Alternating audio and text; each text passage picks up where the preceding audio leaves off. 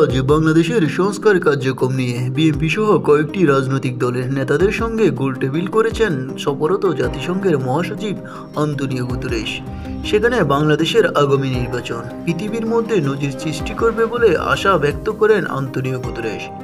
শনিবার 15 মার্চ দুপুর রাজধানীর হোটেল ইন্টারকন্টিনেন্টালের জাতিসংঘের উদ্যোগে এই বৈঠক অনুষ্ঠিত হয়।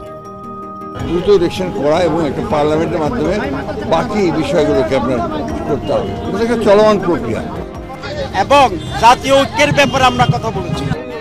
বৈঠকে অংশ নেন বিএনপির হয়ে দলের মহাসচিব মির্জা ফখরুল ইসলাম আলমগীর ও স্থানীয় কমিটির সদস্য সালাউদ্দিন আহমেদ, জামায়াতের সেক্রেটারি জেনারেল মিয়া গোলাম ফরোয়ার, নায়েবে আমির ডাক্তার মোহাম্মদ তাহের, এবি পার্টির সাধারণ সম্পাদক আসাদুজ্জামান ফুয়াদ, জাতীয় নাগরিক পার্টির আহ্বায়ক নাহিদ ইসলাম, গণসংহত আন্দোলনের প্রধান সমন্বয়কারী জুনায়েদ শাকিল এবং সিপিবির সাধারণ সম্পাদক রুহিন হোসেন প্রিন্স অংশ নেন।